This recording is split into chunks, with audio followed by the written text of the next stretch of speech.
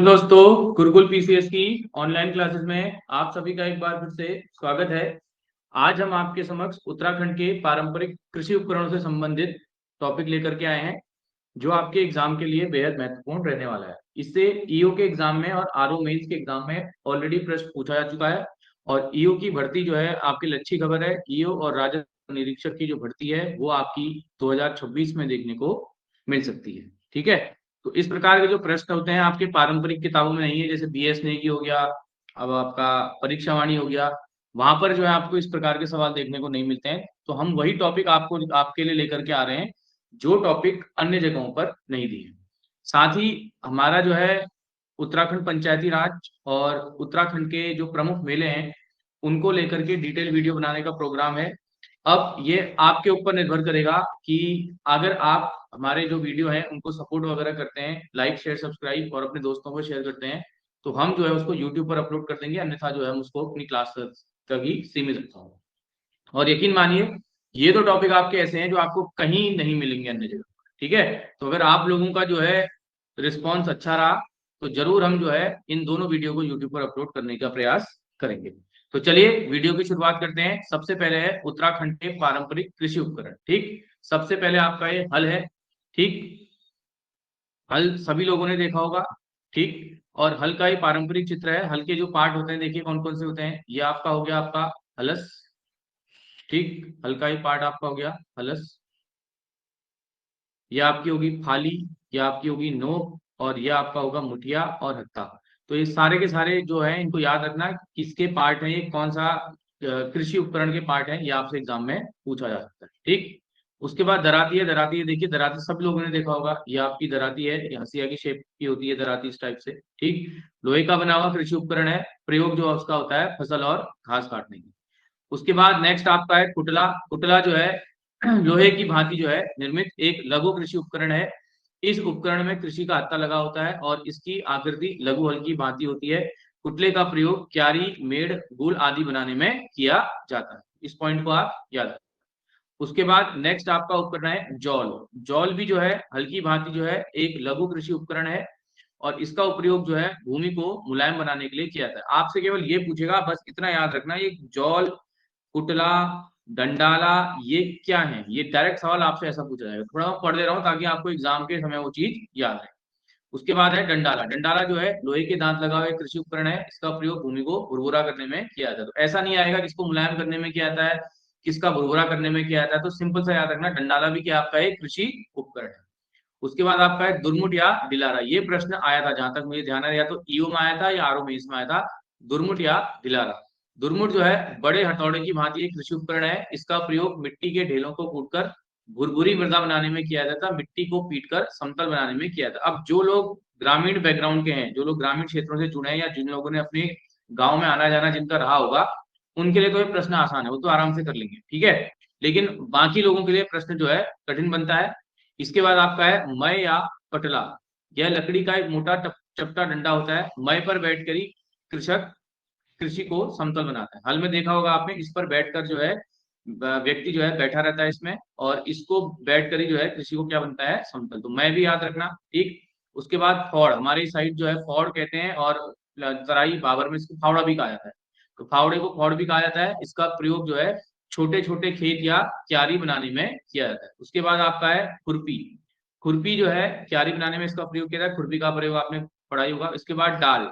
डाल याद रखना, ये रिंगाल या बांस की बनी क्या होती है, टोकरी होती है। इस टोकरी का प्रयोग खेतों में गोबर डालने, घास डालने या उपज एकत्र करने में किया जाता है। उसके बाद अपना है जोड़। जोड़ आपका होता है रस्सी, जिससे क्या होते हैं, जो आपके जानवर होते हैं इनको बांधा जाता है। और जो ये आपकी साथ साथ जानवरों को बांधने में काम आता है, और घास फूस बांधने के लिए काम भी किसका आता है, आपका जोड़ आता है। इसके बाद है तसल या तसला। यह लोहे के निर्मित परात होता है। इसका प्रयोग मिट्टी, गोबर आदि ढोने के लिए किया जाता है। और पहाड़ी तराई क्षेत्रों में इसका प्रयोग जो है सीमेंट का जुगारा वगैरह बनाने में भी इसका प्रयोग किया जाता है। उसके बाद मुहाव। मुहाव जो है बांस से निर्मित है। मुहाव का प्रयोग खेती में जुताई के समय बैलों के मुंह को बंद करने के लिए, ये प्रश्न याद रख लेना है, बैलों को मुंह को बंद करने के लिए किसका प्रयोग होता है, मुहाव। और वैसे क्या है, कृषि उपकरण में ही आपका है। उसके बाद सबव। सबव को क्या कहते हैं, संबल कहते हैं। आप सभी लोगों ने संबल देखा होगा, इतना लंबा जो है लोहे का नुकीला सा एक उपकरण होता है। इसका प्रयोग जो है खेत को तैयार करते समय बड़े पत्थर निकालने या हटाने में किया जाता है। इसके बाद नेक्स्ट आपका है नाई या नाली या मण। ये आपकी जो है भूमि से संबंधित कुछ शब्दावली है। भूमि से संबंधित कुछ क्या है या कृषि से संबंधित मान लो ये कुछ शब्दावली है। भूमि नहीं मान लो, इसको कृषि मान लो। तो नाई या नाली या मण। नाई या मण अनाज मापन की एक लोक इकाई है। ठीक, यह अनाज मापन के पात्र होते हैं जिसका निर्माण लकड़ी या धातु से किया जाता है। सभी लोगों ने देखा होगा गाँव में इसको। ठीक, उसके बाद आपका है पाईकास्ट। पाईकास्ट जो है मध्यकालीन उत्तराखंड के कृषि व्यवस्था का एक रूप है जो अन्य गांव के सिरतान आसामी द्वारा अन्य गांव में की जाने वाली कास्ट के लिए प्रयोग किया जाता है। यानी एक कोई गांव का सिरतान है तो वो दूसरे गांव में किए जाने वाली कास्ट या खेती के लिए प्रयोग जो व्यक्ति होता था उसको क्या कहते थे हम, पाई कास्ट। इसके बाद आपका है सलाण। सलाण का शाब्दिक अर्थ है सलामी वाली भूमि या ढालू वाली भूमि। इसके बाद है अकर। ये इंपॉर्टेंट है, ध्यान रखना। अगर उस कृषि योग्य भूमि को कहा जाता है जो राज्य की ओर से व्यक्ति विशेष को राजस्व मुक्त रूप में दी जाती है। यानी ऐसी भूमि राजा किसी व्यक्ति को देगा जिस पर किसी भी प्रकार का कर न चुकाना पड़े। तो अकर को कर से याद रखना, अकर को कर से आप याद रखना। उसके बाद कुलियाब, ये बहुत बार आया क्वेश्चन, एक बार यूपीएससी में भी पूछा इसने प्रश्न ये। ठीक, ये वैसे मध्यकालीन भारत और प्राचीन भारत का प्रश्न है कि उत्तराखंड में जो है ये भूमि मापन की इकाई का बोध जो है आपका क्या है, कुलियाब है। उसके बाद आपका है खसरा। खसरा का संबंध जो है ब्रिटिश काल की भू व्यवस्था प्रबंधन संबंधी क्या है, लेखे जोखे का विवरण है। खसरा खाता खजौनी सबको आपको मालूम है। उसके बाद है तोक। तोक जो है इस शब्द का प्रयोग राजस्व ग्राम की परिसीमा के अंतर्गत किए जाने वाले उस परिधि भूखंडों के लिए किया जाता है। तोक का प्रयोग जो है राजस्व गांव के भीतर जो है परिसीमा के भीतर आने वाले भूखंड के लिए किया जाता है। इन शब्दों को आप याद रखना। और जो ऊपर वाले आपके शब्द हैं इसमें बस इतना याद रखना कि ये कृषि के लिए यूज होता है। लेकिन जब तक आपको इनका अर्थ थोड़ा बहुत नहीं पता होगा तो आप एग्जाम में क्लिक नहीं करेगा। एक बार इनको देख लेना, नोट्स बना लेना, और खुद के बनाए नोट्स से ही काम आते हैं, किसी की पीडीएफ वगैरह काम नहीं आती। इस चीज का आप ध्यान रखें। उसके बाद नेक्स्ट आपका है कुछ शब्दावली है मिट्टी से संबंधित। सबसे पहला है चुपड़ या चोपड़ी। ये आपकी होती है चिपचिपी मृदा। चौ से चुपड़ी, चौ से चिपचिपी आदि। उसके बाद छाछरी या उखाड़, यह आपकी होती है रूखी मिट्टी। उसके बाद पांग। पांग आपका जो होता है नदियों द्वारा बिछाई गई क्या होती है, ये जल मिट्टी होती है। उसके बाद पांग से ऐसे याद रख सकते हो, पांग से पानी। पानी खूब सारा कहाँ होता है आपका, नदियों में होता है, ऐसे करके याद कर सकते हो। उसके बाद आपका नेक्स्ट है बुढ़िया। बुढ़िया जो है आपको पता है जंगल की भूमि। उसके बाद लवाड़ी। लवाड़ी जो है आपका क्ले भूमि है। देखो क्ले से याद हो जाएगा आपको, क्ले का शब्द पकड़ो यहाँ से लवाड़ी याद। उसके बाद कमेट या कमेटा सबको पता होगा, ये सफेद मिट्टी है। इसमें जो है एपल डालने के लिए भी क्या होता है इसका प्रयोग, गिरवे से पहले जमीन को लीपा जाता है, उसके बाद जो है एपल इसमें इस प्रकार से दिए जाते हैं। ठीक, उसके बाद है आपका खेती बाड़ी से संबंधित प्रश्न। खेती बाड़ी से संबंधित प्रश्न है अब्द। अब्द, अब्द जो है आपका दो खेतों की सीमा को क्या कहा जाता है, अब्द। उसके बाद कनाव। कनाव जो आपका है खेत का ऊपरी हिस्सा है। खेत का ऊपरी हिस्सा क्या कहलाता है, कनाव। निचला हिस्सा क्या कहलाता है, इचाव। ऐसे ही हिल। हिल जो आपकी है वो आपकी है कीचड़ वाली भूमि। उसके बाद सार या सारी जो है क्या है आपका खेतों का समूह जो है आपका वो सार या सारी कहलाता है। उसके बाद बिन या बिंजवाड़, यह आपका है रोपाई हेतु धान की पौध जो है आपकी क्या कहलाती है, बिन या बिंजवाड़।